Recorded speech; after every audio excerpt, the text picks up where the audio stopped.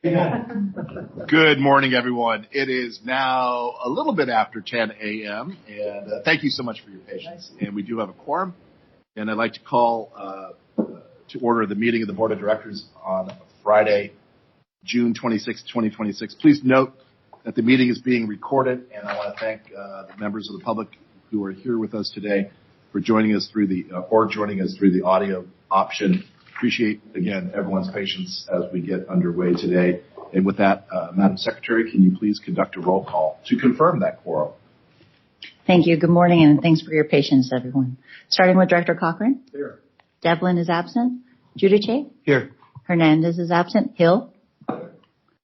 Maston is absent. Moulton Peters. Here. Parr. Here. Parrish is absent. Rodoni. Here. Snyder is absent. Thier. Here. Second Vice President Garbarino. Present. First Vice President Hardeman. Here. And President Rabbit. Here. Thank you. That conforms your quorum. Great. Thank you very much. And can our Second Vice President Garbarino please lead us in the Pledge of Allegiance? I pledge allegiance to the flag of the United States of America and to the republic for which it stands, one nation, under God, indivisible, with liberty and justice for all. Thank you very much. And with that, we'll move on to public comment. I see a couple cards here, and I'll turn it over to Madam Secretary. Thank you. Agenda item number 4 is for public comment for any and all items on today's agenda. If you wish to speak to this body, please wait for your name to be called, and I'll call you up one at a time. You can join us at the end of the table there, and then afterwards we will flip to the public line to let Justine invite anyone else on the public line that want to speak. I have a first person that would like to speak, Joe Kelly. Can you have a seat over at the end of the table there? Welcome, Mr. Kelly. Thank you. Do I sit down here? Yes. Wow. Thank you. Can you get a picture of this? Thank you. How long do I have to speak? 3 minutes. 3 minutes. Okay, I'll be fast. Joe Kelly is my name. I live in the Richmond district. As a big point of reference, my parents lived over in Belvedere for about 40 years. They're no longer there, but in the last 10 years, on the weekends, I'd go visit my parents probably 700 times in the last 10 years. And I do want to take a second to thank the 2 directors. I actually called 2 of you this past week or 2 on this issue because, and I appreciate you taking my calls out of the cold. I'm in the insurance business. I do understand risk management. But I'm here today, and I know timing is important, know your audience, and I know we've got the closure of the bridge this week. So my topic is probably off base, but it's about the Vista Point closure, basically. I drive across the bridge basically every weekend. I travel a fair amount. I've traveled abroad a fair amount. My blood boils every time, and last weekend it was closed. And I just, people come to the Golden Gate Bridge tourists to go to Vista Point to enjoy the beautiful view of the city. The Vista Point is closed. I get it. I said I understand risk management, but I really, really, really, and I'm probably going to come back another day because I know this topic is, you got other things to deal with. But on behalf of people that come to this beautiful city to see the city from Vista Point, we have to do better for these people. They sit, I get the traffic, but and it's on the weekends, people are coming from all around the world to see that view. And once you go past Vista Point on the weekend, I don't know many of you guys do it. The 2 commissioners I spoke to had no awareness of it. You go past that, you're in a 2-hour traffic jam going into Sausalito and up around the hill. So listen, basically, and I'm telling you, that Vista Point is closed except for tour buses. It's horrible. My blood boils every weekend when I see that. That's, I'm not going to go on. I think you can appreciate And if you've traveled at all, you go to a tourist and it's closed. It's not right. There's a better way to do it than shutting it off from everyone. So I appreciate your time. Thank you, Mr. Phillips. Thank you. Our next speaker is Mr. Rohde, Dave Rohde. Would you like to join us at the end of the table?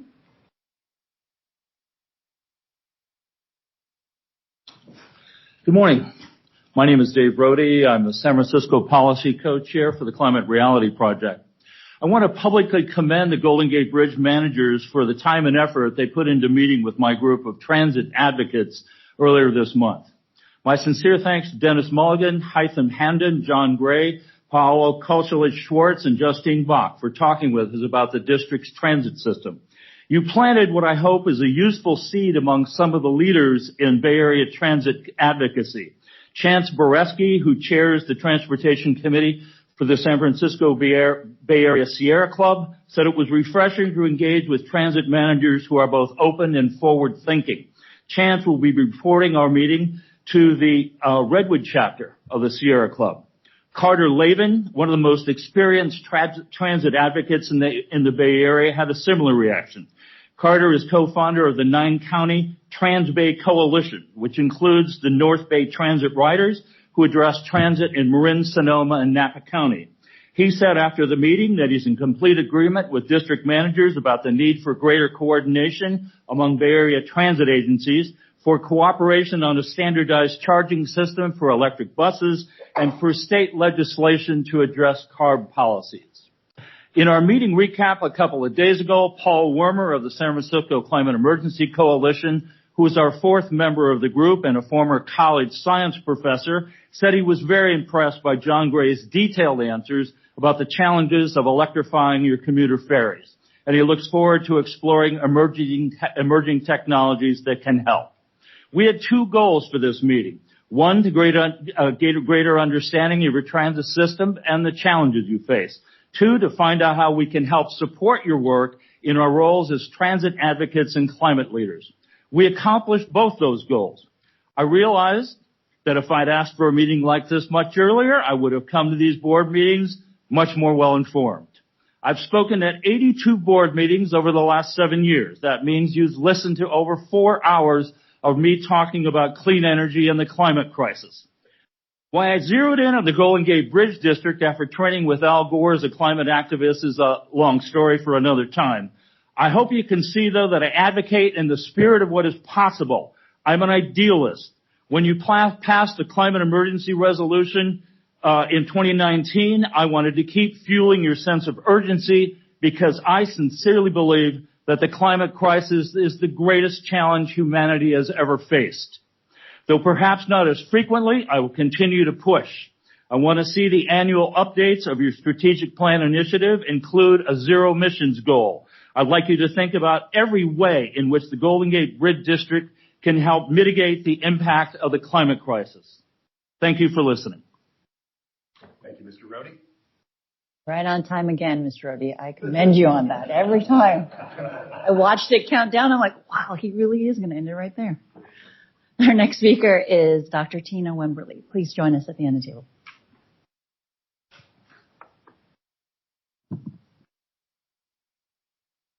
Hello, everyone.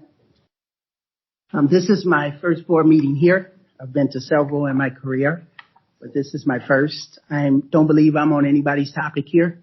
I received my doctorate degree in leadership, organizational leadership, and education. So I'm here to talk on a process here at the district. I believe I've exhausted everywhere else I can go. So I'm here to listen for some ears to listen to me go here. I wrote it because I'm passionate about what I do, and I'm going to read from it, because if I don't, I'm going to go past this 3-minute mark. All right, so good morning, Board of Directors. Because I only have 3 minutes, I get right to the point. My name is Dr. Tina Wimberly. I am the Director of Safety and Training at Golden Gate Transit. I have dedicated more than 35 years to the transportation industry.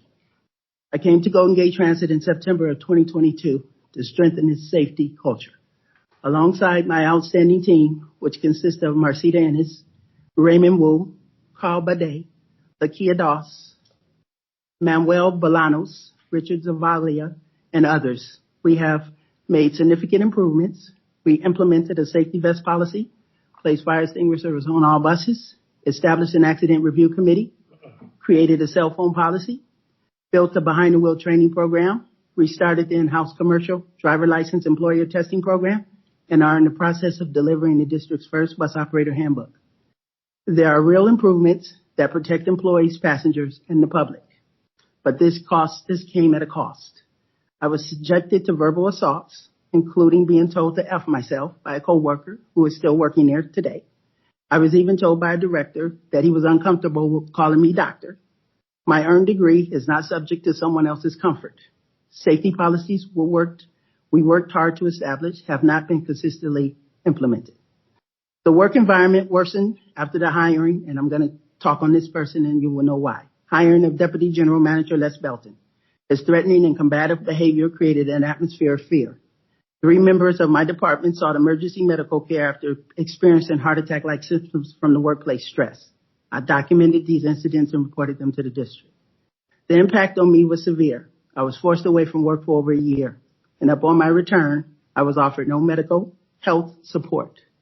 Instead, I was informed that I would be demoted based on the statements made by the very individual whose conduct I had reported. Despite my 35 years in this profession without a single negative performance evaluation or demotion,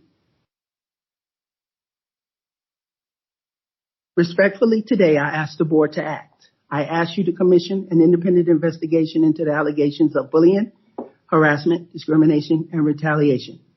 Provide mental health support for all and other affected employees. Ensure safe and discipline policies are consistently enforced. Protect employees who report misconduct and hold leaders accountable when misconduct is found.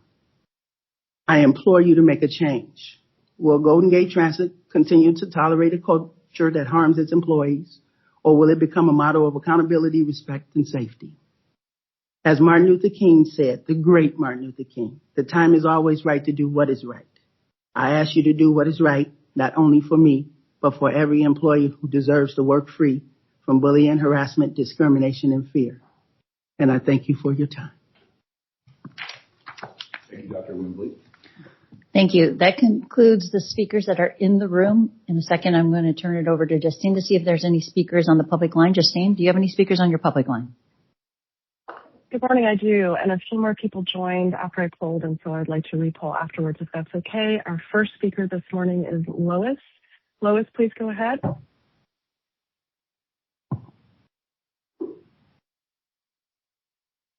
Lois, you'll need to unmute yourself. You have 3 minutes. Hello. Thank you Hi, Lois. to the board. Go ahead, please. Yes. Good morning, board and all others.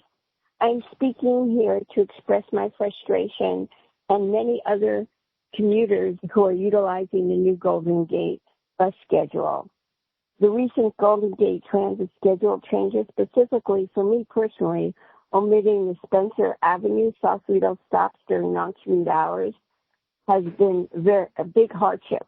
My recommendation is to re-establish the 101 stop at Spencer in non-commute hours, which literally will only take minutes. It takes minutes to stop there, much less time than it takes for the bus drivers to express directions or concerns with all the tourists. My second concern and frustration is that taking the 120, especially northbound, exposes me to premature unsafe conditions, hazardous drug use, and the homeless. I feel very fearful there, and a few times on the 120 bus going northbound, there's been some altercations where the police have intervened. I am requesting and hoping you will reconsider having the 101, which will only take minutes, stop at Spencer Avenue, so myself and others who stay late in the evening can return home. In addition to that, it increases over an hour of my commute time. And I know in the past the board said, live with it. That's not acceptable. We disenfranchise the poor and elderly who rely on the Golden Gate bus service. You're pushing everyone on to the ferry. In addition to that, the Smart Train ridership is only up because you have taken away the means of commute. People are not happy with this. Making a comment on some of the other speakers I've heard, which have their special interest, which is climate change. I agree, but there needs to be a medium between climate change and meeting the needs of the public. I know that the Golden Gate Board can reach a happy medium and not go crazy with climate change while you're disenfranchising the community who have supported you for years. Thank you very much, and I look forward to finally making a change. If you have a minute, I want to know why you're not being able to stop the 101 at Spencer. I've never found this out. If anyone could respond, that would be great. Thank you. Anyone else online? Thank you. Our next speaker this morning is Robert Coffin. Robert, please go ahead. Yes, my name is Robert Kaufman. I am a Golden Gate Transit bus rider, and I called to talk to you about a letter that I'd gone ahead and submitted pertaining to a pension holiday. But at first, I would like to go ahead and commend both the safety and training manager, and I'd like to reiterate what she was saying. I wholeheartedly agree with her and support what definitely there needs to be an investigation because there's definitely a problem in our workplace. Second, the last caller that called in about Spencer, I work late nights, and actually I ran into the situation with the passenger. So I would like to put an exclamation point on what she was saying, and she's wholeheartedly right. There is actually, it makes a little sense not to go ahead and have these buses hit the Spencer bus pad, and I'm kind of at odds. I've been at Golden Gate Transit for almost 17 years. So moving forward, the reason why I'm calling is I submitted a letter to the board pertaining the SPP program. This program, I think, was really irresponsible, and it's basically costed our pension somewhere in the neighborhood of about $50 to $60 million. So for the last several years, Dennis Mulligan has pointed out various supposedly outliers to justify austerity measures and reduction in pension benefits, but this SPP program and the pension holiday that they took for 4 years is the biggest outlier by far. Pension funds are designed to capture gains in strong markets so they can weather the inevitable lean years. Instead, by suspending the required contributions at the height of the dot-com bubble, the district harvested the good times, leaving the plan and its participants to bear the weight of the bad times that followed. Had the district been prudent, followed best practices, and acted responsibly, our pension would be significantly stronger today. The underfunding we now face is overwhelmingly the results of these very decisions. Because this show is of the district's own making, it gives no justification to reduce the earned benefits that we were promised as drivers, most of whom had no part or any choices in these decisions. To impose such austerity measures would violate the California rule that protects vested pension rights. If the district had not taken these actions, I would not be needing to address you today.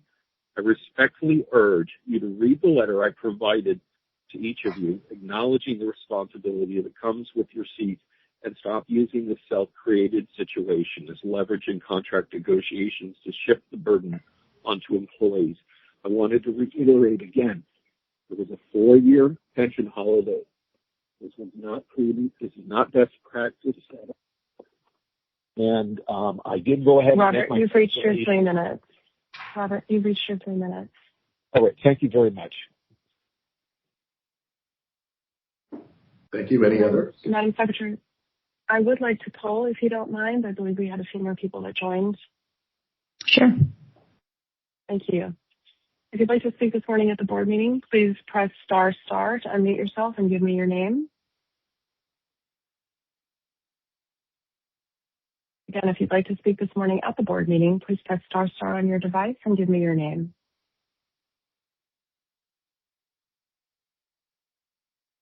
I am not hearing anyone else this morning. Thank you. Great. Thank you to all those who took the time this morning to speak to this board. Before we move on to the consent calendar, I do want to turn to the general manager for the opportunity to address anything that was said. Thank you, President Rabbit, members of the board, members of the public. I'll address each of the speakers' comments in the order that they spoke. For Mr. Kelly, I will talk about Vista Point. Please know that Vista Point is not owned by the Bridge District.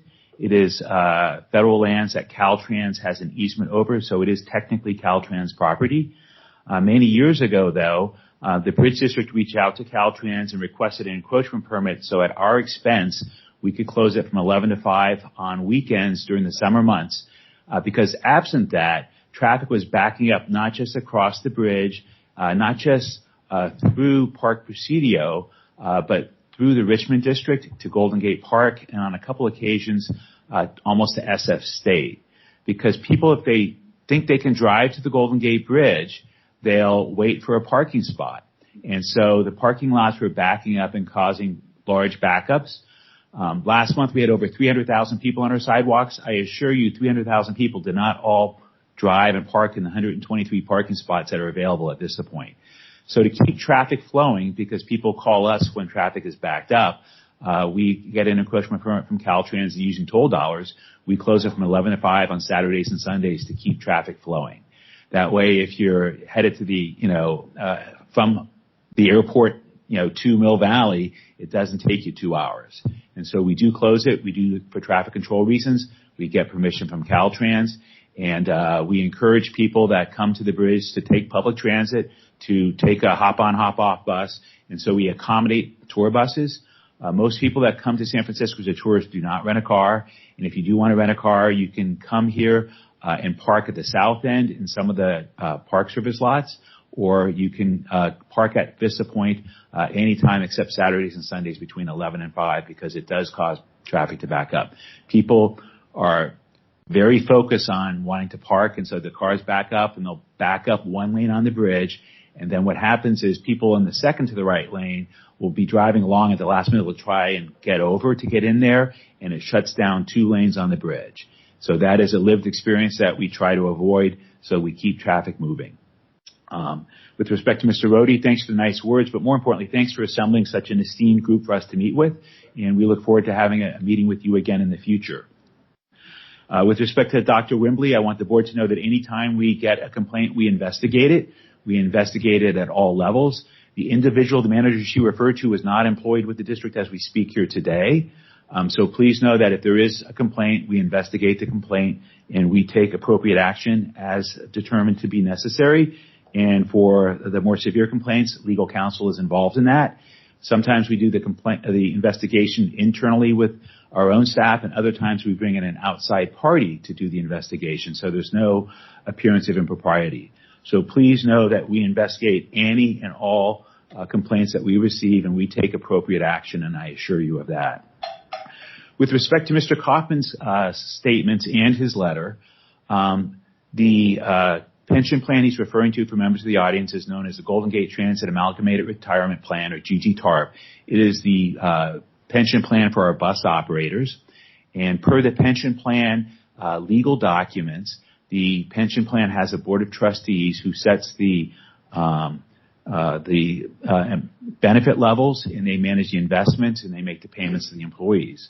Per that plan legal documents, the Amalgamated Transit Union, Local 1575, that represents our bus drivers, and the Bridge District negotiate contribution rates. And then those negotiations are part of your collective bargaining agreement that gets voted on by all of our bus drivers. So the years that there were what he referred to as a pension holiday, the union proposed that they not make a contribution. The district agreed to it, and so their wages and other compensation may have been higher than otherwise would have been affordable absent that. And then the members, on the recommendation of their union leadership, voted to have that contribution rate. The current contribution rate to that pension is 34.5% by the district, plus 7 or 8% by employees. And those contribution rates, once again, were negotiated at the collective bargaining agreement process, and they're voted on by our members. With respect to the last speaker, she spoke about the Spencer bus pad, and she started off by saying, as a commuter. What she's referring to is changes that took place as part of the Mascots Plan, which was to speed up and focus resources on growing ridership. For commuters, the Spencer bus pad is served in the morning commute by 16 southbound bus trips, and by the evening commute by 15 northbound bus trips. During the commute period, it is served, It is not served during non-commute periods because it's an exceedingly low ridership stop. And to make every Route 101 bus that's leaving San Rafael, picking up people from the SMART train and trying to get them to San Francisco quickly, it would slow them down. The purpose of mascots was to speed up trips and to focus resources where ridership is the greatest potential to grow. As a low ridership stop, and we have hundreds and hundreds of stops in our system, it's a very low ridership stop in Sausalito. Sausalito is the most well-served community in our service area by our transit system. We have those trips I mentioned at Spencer during the commute period. We have from early morning before 6 a.m. to after midnight service on Bridgeway in Sausalito, and we also have ferry service. So we have a very, very high level of service in Sausalito, but we cannot meet every individual's specific needs at every hour of the day or night with our limited resources. And so stopping buses at Spencer during non-commute hours does not comport with that. And that concludes my responses to the comments from all our speakers today. Great. Thank you very much. Much appreciated. And again, thank you everyone for your comments and to our general manager. Moving on then to the consent calendar. The consent calendar today, two large items. Approve the minutes of our previous meeting and a couple of committee meetings, plus ratification of previous actions by the auditor controller. And I'll look to my colleagues. Are there any questions, comments, or concerns on the consent calendar? Is there any public comment on the consent calendar before we take a motion and a vote? We have no public comment on the consent calendar. With that, I'll look for a motion from one of my colleagues. So moved. Second. We have a motion and a second. We're okay with the voice vote today? We'll do a roll call. We'll do a roll call. With that, we'll take a roll call on the consent calendar. Thank you. Voting on item number 5 with the first and second, starting with Director Cochran. Yes. Devlin is absent. Giudice. Yes. Hernandez is absent. Hill. Yes. Maston is absent. Moulton Peters. Yes. Parr. Yes. Parrish is absent. Rodoni. Yes. Snyder is absent. Thier. Yes. Second Vice President Garbarino. Yes. First Vice President Hardeman. Yes. And President Rabbit. Aye. Thank you. That's just an aye with all those present. Great. Thank you very much. Moving on then to item 6A, which is the report of the general manager, and I'll turn it back to Mr. Mulligan. Thank you, President Rabbit, members of the board, members of the public. My written report is before you. I will highlight a couple items. I'll start with travel in the Golden Gate Corridor because that's why we exist. Travel still remains well below pre-pandemic levels. Downtown San Francisco today has a 30% office vacancy rate. That means 30% of all the office space in downtown San Francisco does not have a tenant. The 70% that does have a tenant may have disputes between the employees and their employers about how often they go in those office spaces. So travel is down in the corridor. That having been said, it is slowly generally coming back, and we're very encouraged by that. Overall travel is down about 15% in the corridor with respect to bridge traffic. During the morning commute, 5 a.m. to 9 a.m., bridge traffic southbound is down 25%. That's a result of the changes in downtown San Francisco. Less cars crossing the bridge going into San Francisco means we have less money available for our bus and ferry service. The first priority for our toll dollars is to protect the bridge for future generations and to operate it safely and efficiently. And then to the extent we have surplus bridge tolls available, we use those to subsidize our bus and ferry system. But we are seeing slow, steady growth. In May, though, bridge traffic was 1% below May of 2025, but for the year, we're up a little bit. Bus ridership was 5% below May of 2025, and ferry ridership was 14% above May of 2025. With respect to our transit system, in May, we carried over 300,000 passenger trips on our bus and ferry system. We had 176,000 ferry passenger trips and 127,000 bus passenger trips. With respect to our sidewalks, in May, we had over 300,000 visitors walk or ride a bike on our sidewalks. So we have a lot of people that are coming to the bridge and using it for those purposes of enjoyment. And to Mr. Kelly's point, the vast majority of those 300,000 people are not coming here for those 123 parking spots. Next, I'll highlight the 4th of July. On July 4th, our nation will celebrate its 250th anniversary. And we're very pleased the city and county of San Francisco is paying for a spectacular fireworks show here at the Golden Gate Bridge. Fireworks will be set off from the towers, each of the horizontal cross members above the roadway. There's 4 on each tower, as well as between the towers on the east sidewalk. There'll also be 2 barges in the bay. One will be about 3,000 feet east of the bridge. The other will be near Pier 39. It's a free public display. It'll take place at 9:30. It'll be visible from vantage points across San Francisco and the Bay Area. If you're east of Municipal Pier in San Francisco, you will not see it. We're not running ferry service that evening because if you take the ferry to the ferry building, you will not see the fireworks. But we have bus service, and we encourage people to take our buses from the North Bay to see the fireworks. Our buses go down Lombard, so you can walk a couple blocks to the prime viewing areas such as Chrissy Field and the Marina Green. So just wanted to highlight that. It's a great opportunity for the bridge, if the weather cooperates, to be seen all across the country and all across the world, which is something that's always good for our brand. Next, I'll mention that late last year, you approved building some new ferry boats. I have a picture of one of them starting to take shape, just to give you a progress update. It took a little while before we did the notice to proceed because we had to work through some issues with the contractor, but we issued that in March, and keel has been laid and the frames are going in, and so work is progressing well. And so I just want to highlight that for you. While tolls are a principal source of funding for the bridge in our bus and ferry systems, we do rely on other people's money to assist us. And so the California Air Resources Board took an action on May 29th that will negatively impact us with respect to available funding for new buses and new ferries. They basically increase the emissions allowances from certain industries in California that will reduce the amount of money that comes into CARB's Greenhouse Gas Reduction Fund. The legislature last year passed the Cap and Invest law that extended that program and created several tiers. Transit funding is in Tier 3. The CARB action basically was a bureaucratic veto of that legislation because it will not leave money left for Tier 3. The California Transit Association is working with various advocacy groups to see if perhaps there's an opportunity as part of the budget process to keep the funding at least available for some short-term period. So more to follow on that. But just to remind you, 2 months ago, you took an action for $2.8 million of greenhouse gas reduction funds that, in future years will not exist.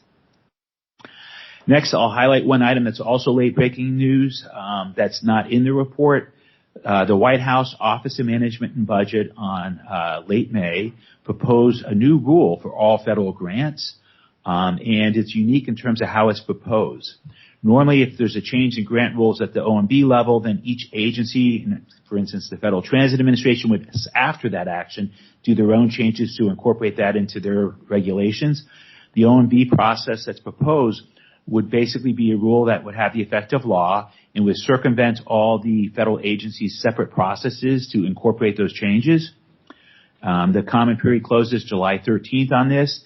It appears that the intent is for this rule with the effect of law to take effect on October 1st, and will provide a lot more discretion for an administration to freeze a grant that's already been awarded, to stop payments, or providing funds on a grant that's already been awarded.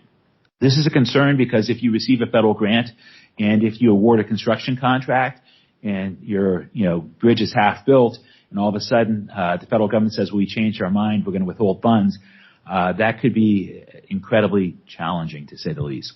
So just want to make you aware of that. A lot of agencies and organizations will be commenting on that proposed rule. So it's just something that you should be aware of. Other things going on. I've talked about the rollout of Clipper 2.0 many times. Clipper is a regional transit fare payment system here in the Bay Area. In addition to my written report, subsequent to it, on June 22nd, I, along with 8 other transit general managers, signed a letter that went to the Metropolitan Transportation Commission outlining our thoughts on the Clipper program. And then I will jump ahead to my favorite part of the report, which is employee recognition. And so now I will ask our auditor controller, Jennifer Minucci, to come to the front of the room. Jennifer is celebrating 25 years with the Bridge District.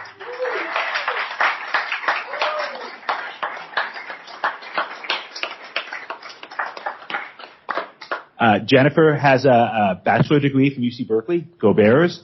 She has a master's of public administration from the University of Washington. Go Huskies. Go Dogs. She's worked for several public agencies before joining the Bridge District. She's been an integral part of our team now for 2.5 decades. Along with her predecessor, they implemented things such as our other post-employment benefit program, a lot of very trendsetting things. She was the project manager for our all-electronic tolling project. We were the first bridge in the country to convert to all-electronic tolling. I'm going beyond what she wrote. She's a lifelong Bay Area resident, but she deserves credit for being the project manager for the all-electronic tolling implementation. That's my favorite project he did. She's a lifelong Bay Area resident. She lives in San Rafael with her husband, Mark. They have 2 daughters, Veronica and Gemma, and they enjoy the outdoors and traveling. And with that, please congratulate Jennifer.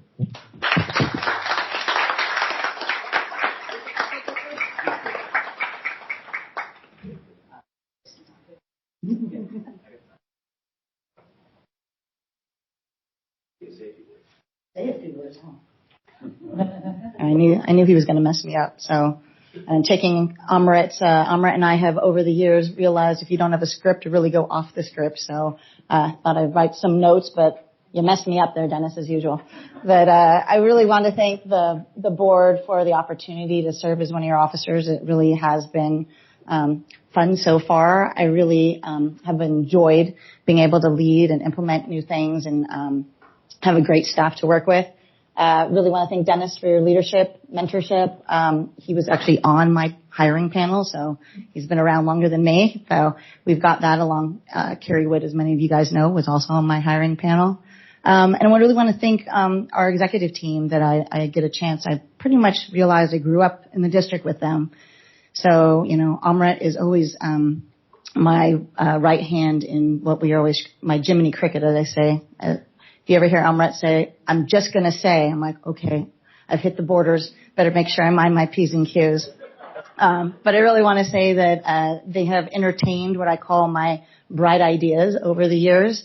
John got acquainted with me when I asked him if he wouldn't mind putting Power and Comm underneath the Giant Stadium, just run it out toward the ferry because I want to put a little box out there. Also promised him not to build a gantry on a piece of limestone or whatever that was shifting out there. Kelly, I'm sorry she's not here, but Kelly and I have done a lot of things together, including creative toll increases. She and I always joke about how many Subway sandwiches we might have eaten in that, couple of years that we've done. And I really want to also make sure that all of you guys know, of course, Joe Wire gave me this opportunity to come to the district. Didn't know it was really going to be a career when I started, as many of us thought I'd kind of stay in that city public service, but we've had so much fun here. Been 25 years, I can't believe it. Also, my current staff, I really want to thank, having the privilege to work alongside with them. They messed me up too because they're in the back of the room. So thank you guys for showing up. That really means a lot to me. I'm really honored that some of them took their day off just to come on up and root for me. And so I really value the relationships. They know that we tackle some difficult problems, deadlines. I'm pretty hard on them, and I really appreciate that they stick with me and we are able to celebrate a lot of successes. I also wanted to, I have to do, it's an inside joke in my family. We always forget to thank each other. I know they're not here, but I told my husband, I was like, all right, I am thanking you. He forgot to thank me on his retirement. So I couldn't do it without my family. Really, the support and the patience, all of them. I work some wacky hours sometimes just to get some things done, and I couldn't do it without their support. So I have to give them, as Cody, who is also traveling today, would say, a shout out. So I always told him I got to figure out a different term. I also got an opportunity, I didn't really know about the opportunities I was going to see here. I mean, if you think about it, 25 years for a bridge, it's pretty solid and stagnant. We've been done a lot of changes. And I got the opportunity to see the Saving 4 Seconds documentary that we had a couple weeks ago. Paulo, great job. I think I'm really hoping that sees the light all over it. Maybe for me a little biased because we work here and we could really get some of the messages, but it reminded me of all the progress that we've made, all the board members that I've had the relationships with. Dee Stroh was one of my favorites. He was the first finance chair, broke me in. Al Boro made sure that I minded also my P's and Q's and some of my crazy bright ideas. But really just seeing the board demographic shift, which allowed a lot of progress and change. When I first got here, the week I started was the week the Mendocino was christened. So, and that's getting a whole new, we thought that was the sleekest, coolest vessel we'd ever seen. And now we're, going to be able to replace it with something even more modern and sleek. When I started here, Dennis was a district engineer, and I used to ride my bike home actually to Marin. I wanted to know why there was, there was a piece of steel probably about a couple feet high between me and my bike going the opposite direction, and the car was coming toward me. So we didn't have a rail on the sidewalk, so it's old hat now. We didn't even think about that. We had the suicide deterrent, of course, the movable median barrier, and also the last phase of seismic was still trying to be finished when I started. So if you look at all the different changes and the policy changes, I really thank the board for embracing the changes that we're bringing and my bright ideas. And of course, I am really grateful to be able to have the relationships I've built here and be able to work for what we always say, it truly is a world icon. Anywhere I go, everybody knows when I say where I work, where that is. So thank you again, everybody in the journey. Appreciate it. Well done.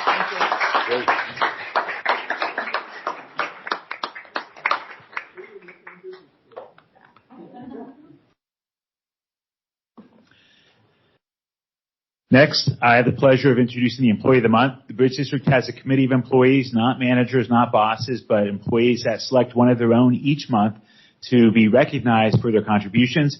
And this month, the Employee of the Month is Kevin Beasley. So, Mr. Beasley, if you can please come in front of the room. He's being walked up by our iron worker superintendent, Nikki. So thank you both for being here today.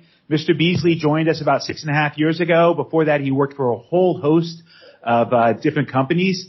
He is an operating engineer. From day one, he was recognized by the paint department as being the linchpin of keeping things running. Our painters do really hard work, but none of it works without all the equipment. And they've got air handlers and dust collectors and dehumidifiers, and they need compressed air, and they need stuff to be hoisted up and lowered. And so Mr. Beasley is integral in all of that. And on day one, the team recognized him as this guy's a keeper. So he lives in Livermore with his wife, Joanna, and he has a PhD in the working man's common sense and getting things done. There you go.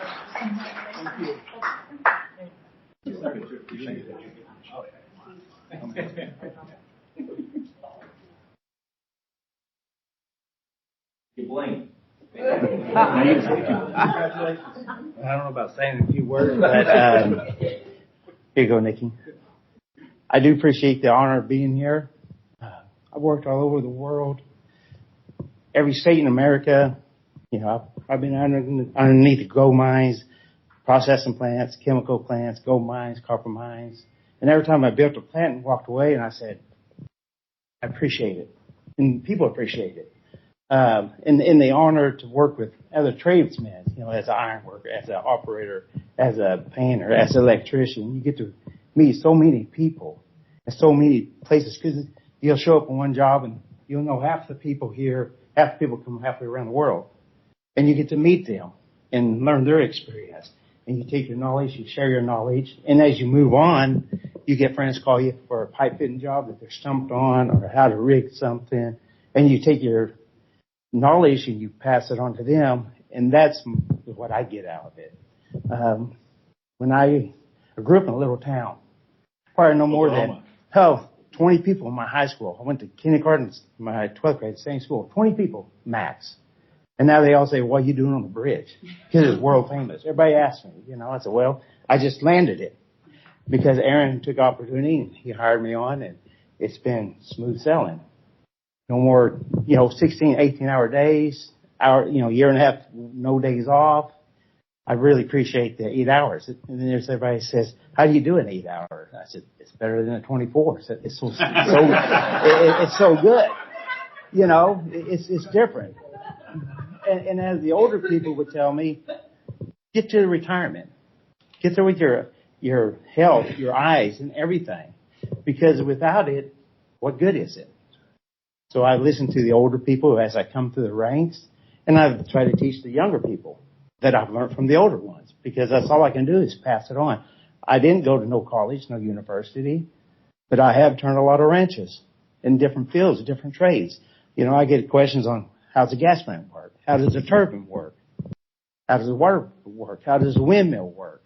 And I can explain that because it's all about hands-on. So I enjoy what I've done, and, hopefully I'll get my next 5-10 years here, then I can move on to my retirement and enjoy my life, So I appreciate it.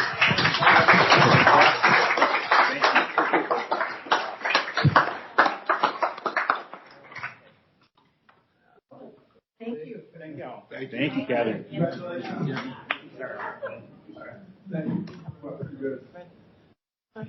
And thanks to Aaron for hiring Kevin.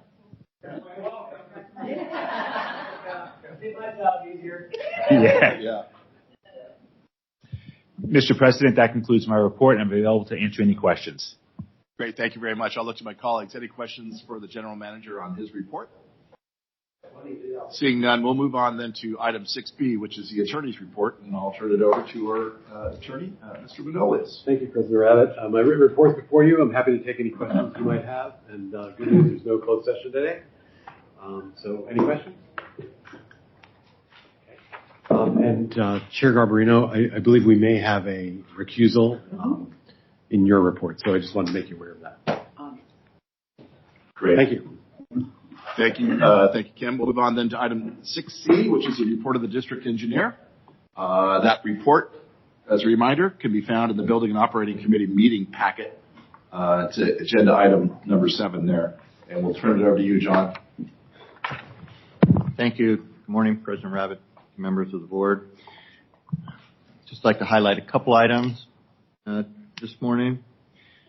First of all, the seismic contractor is continuing mobilizing to the site. They've also secured a yard in Richmond, which we went and visited. They'll be delivering material for the access platform for the north side span the next couple of weeks in anticipation of installing that in August. So we're looking forward to that.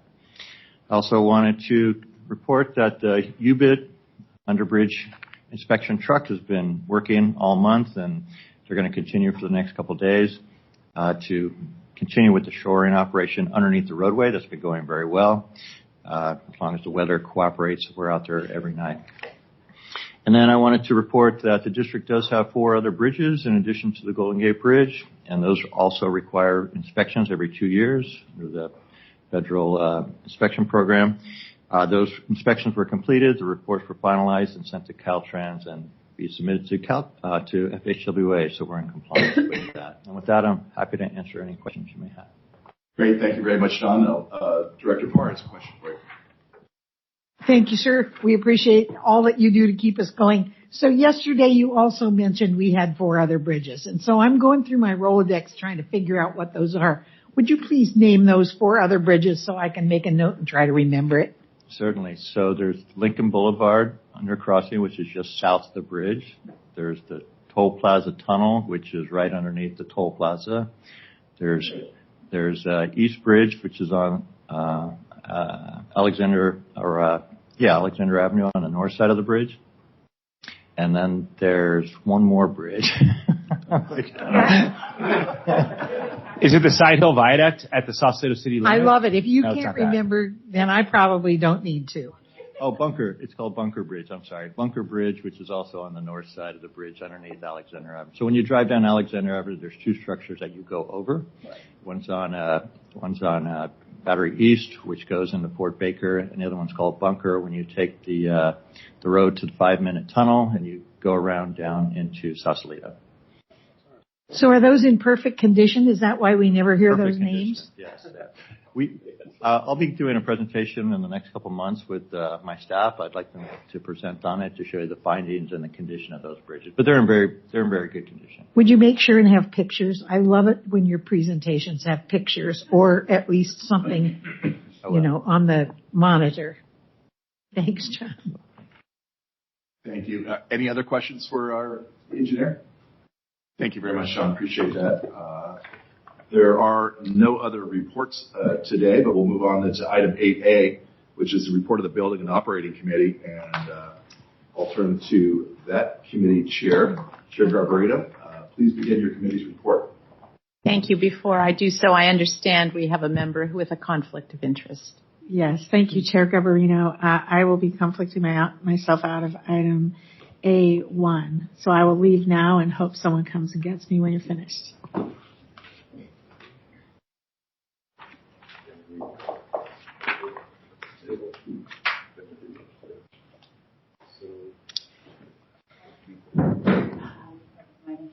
I think we no longer have a quorum or to be able to vote on that item, so I think we have to table it. Yeah. Should we read what the item was?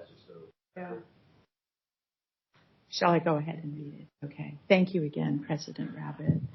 I will begin, though, also by thanking my colleague, Vice President Ridoni, for covering yesterday's meeting.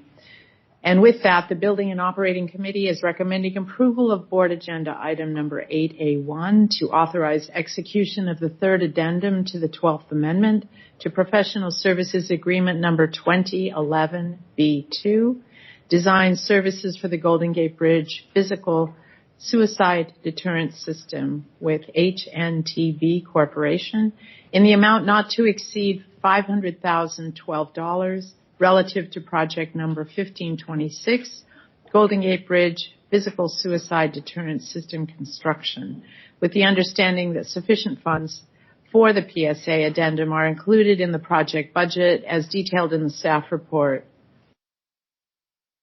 Appreciate that. Because we have we lack our quorum at 9. Quorum is 10. That's just to let everyone know what that item was. It'll come back next month for a vote with a majority here. We'll move on then to 8. So just to be clear, the recusal was that of Director Holly Thier, and that destroys the quorum. Just so we. Okay. Put that on record, and please continue. Hang on 1 second. Oh. Thanks, Tom.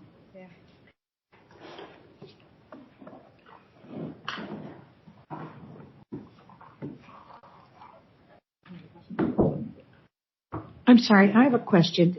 If it's on hold, does that mean that the addendum can't go forward? That's correct. That's correct. It'll wait 1 month. Does that stop any work that we need to do between now and then? I would defer that to our chief engineer. And I would like to also add to that question, does it increase costs in any way? For this particular item, I'm available to go to July. So I'll need an action at the end of July. Okay, thank you. Great. Please continue. Thank you again, President Rabbitt. The next item for recommendation is item number 8A2 to authorize approval of contract change order number 02, supplement 1, to contract number 2024F010, San Francisco Ferry Terminal West and East Berth Ramp Rehabilitation with Manson Construction Company in the amount of $200,000, with the understanding that sufficient funds are available in the contract's construction contingency to finance this contract change order as detailed in the staff report, and I so move. Second. So we have a motion and a second. And before I ask for the vote, are there any questions related to this item? And seeing no questions, Madam Secretary, can you please conduct a roll call vote? Thank you. Voting on item 8A2 with the first and second, starting with Director Cochran. Yes. Devlin is absent. Giudice. Yes. Hernandez is absent. Hill. Yes. Maston is absent. Moulton Peters. Yes. Parr. Yes. Parrish is absent. Rodoni. Aye. Snyder is absent. Thier. Aye. Second Vice President Garbarino. Aye. First Vice President Hardeman. Aye. And President Rabbitt. Aye. Thank you. That passes with all those present. Great. Chair Garbarino, please continue. Thank you again. The last item for recommendation is the approval of item number 8A3 to authorize execution of the First Amendment to contract number 2024D020 B2 No Compliance Systems in the not to exceed amount of $162,337.55 through May 14th, 2028, with the understanding that sufficient funds to pay for the current fiscal year First Amendment costs are included in the fiscal year 2025-2026 District Division operating budget, and funding for subsequent annual access service fees are budgeted in the fiscal year 2026-2027 District Division operating budget as detailed in the staff report, and I so move. Second. Great. We have a motion and a second, and I'll ask for Madam Secretary for a roll call. Thank you. Voting on item 8A3 with a first and second, starting with Director Cochran. Yes. Devlin is absent. Giudice? Yes. Hernandez is absent. Hill? Yes. Maston is absent. Moulton Peters? Yes. Parr? Yes. Parrish is absent. Verdoni? Yes. Snyder is absent. Thier? Yes. Second Vice President Garbarino? Yes. First Vice President Hardeman? Yes.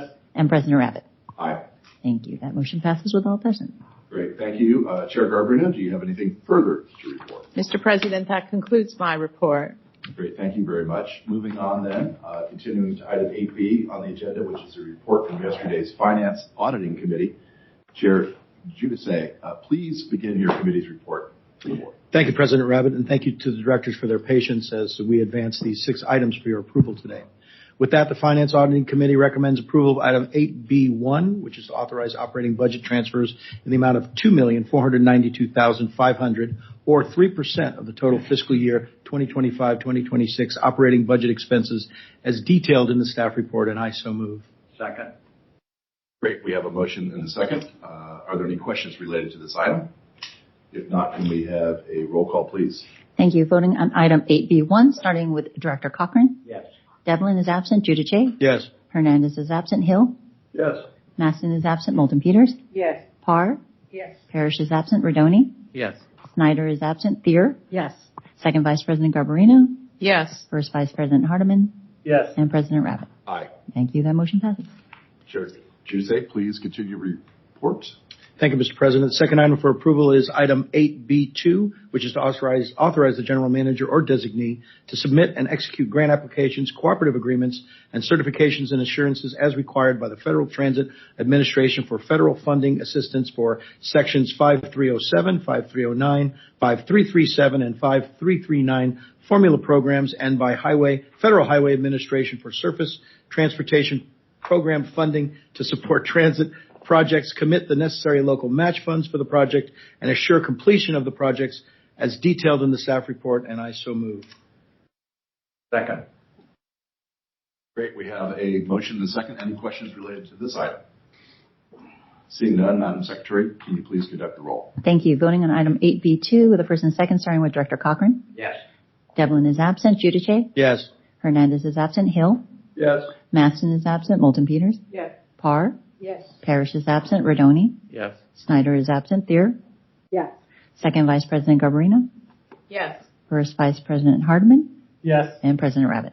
Aye. Thank you. That motion passes. Chair Giudice, please continue with your report. Thank you, sir. Moving on to item 8C3, which is to approve the liability insurance program effective July 1st, 2026, as detailed in the staff report to renew the excess general and automobile liability insurance, including public officials and employment practices liability with Terrorism Risk Insurance Act coverage, renew the excess workers' compensation and employers liability insurance program, public officials employment practices liability insurance program, fiduciary liability insurance program for the other public employee benefits trust board, crime insurance program, and cyber liability program. Additionally, approve the property insurance program for building and the facilities and renew the Marin Transit Bus property damage program with the understanding that the fiscal impact of renewal of the liability and property insurance programs for fiscal year 2026-2027 is estimated to be $6.3 million, or approximately 4% increase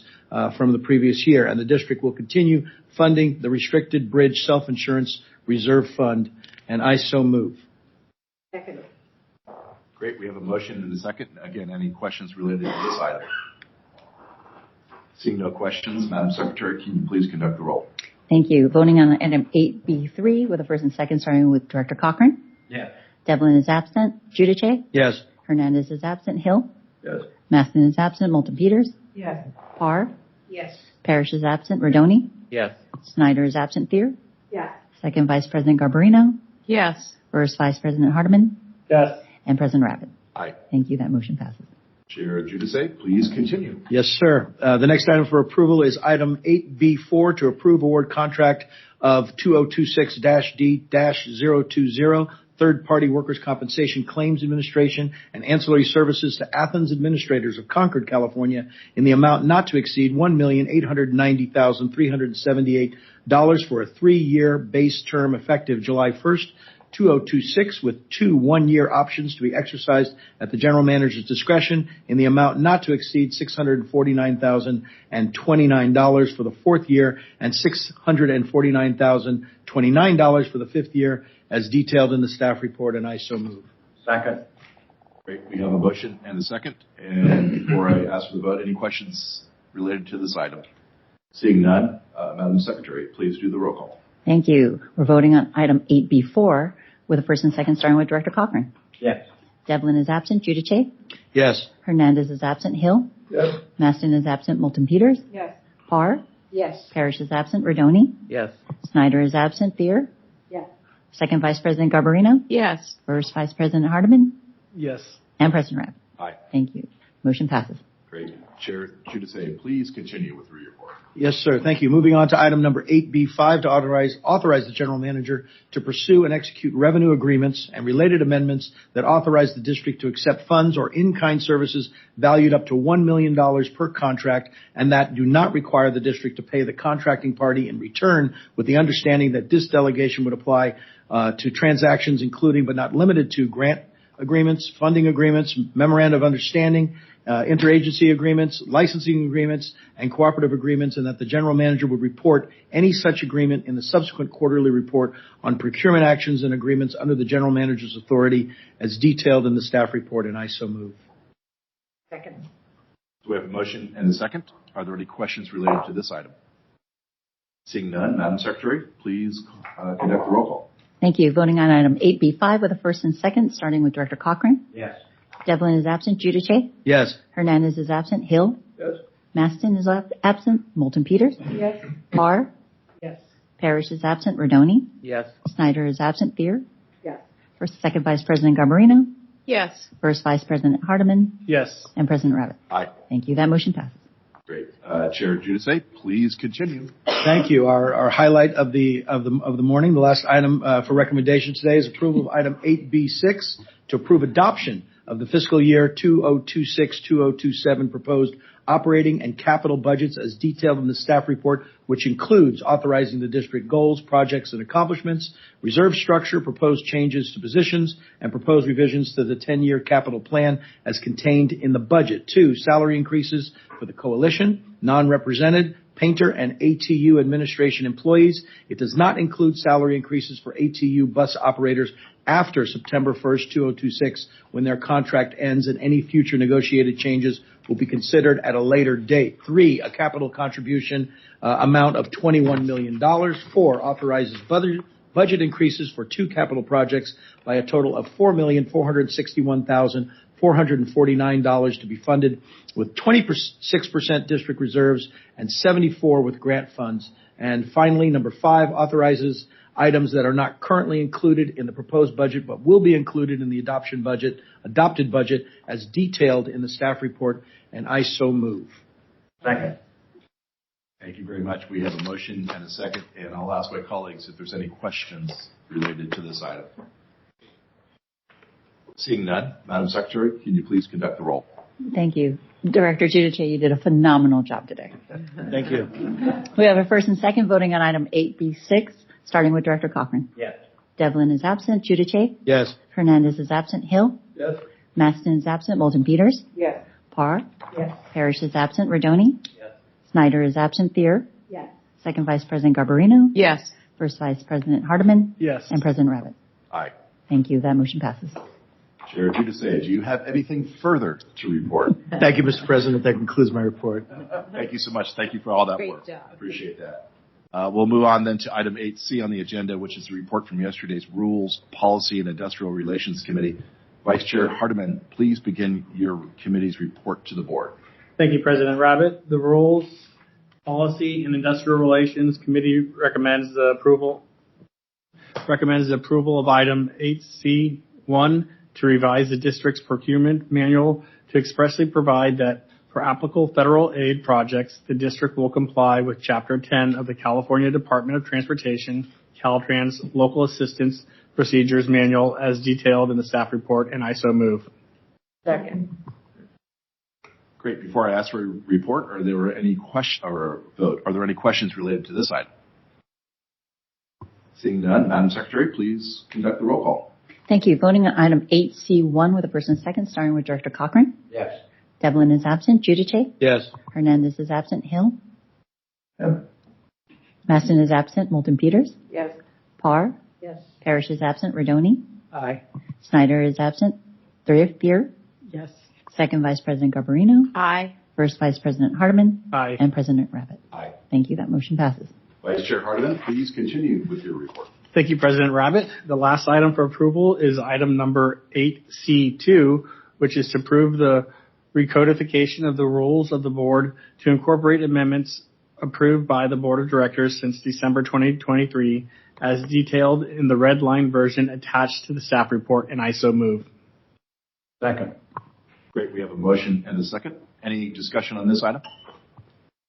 Director Park. I'd like to say, if you weren't in the meeting yesterday, make sure and look in your minutes, because it has an employee relations resolution. I mean, I don't think I'd ever seen that. You can tell it's the typed version from 1970s, which I think is important. I mean, we talk about it all the time, but there's an actual copy.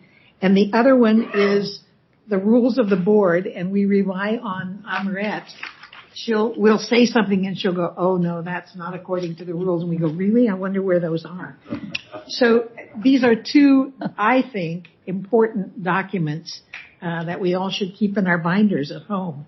Anyway, thank you for doing that. Thank you for organizing that for us. Mm-hmm.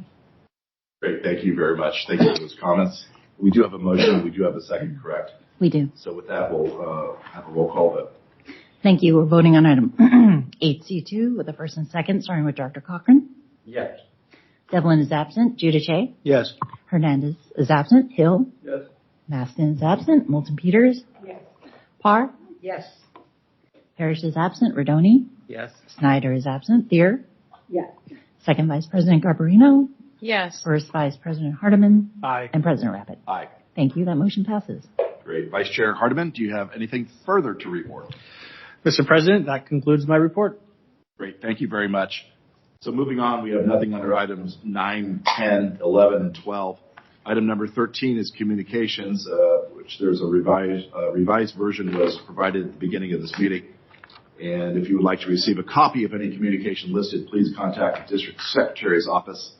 That takes us to the end of the agenda, and there is no further items to be presented to the board. So with that, may I have a motion to adjourn this meeting? Second. We have a motion and a second. Thank you, colleagues. Today, let us adjourn this meeting with a moment of silence for Linda Mae Jones, the mother of roadway services technician Robbie Jones. If you'll stand with me, please.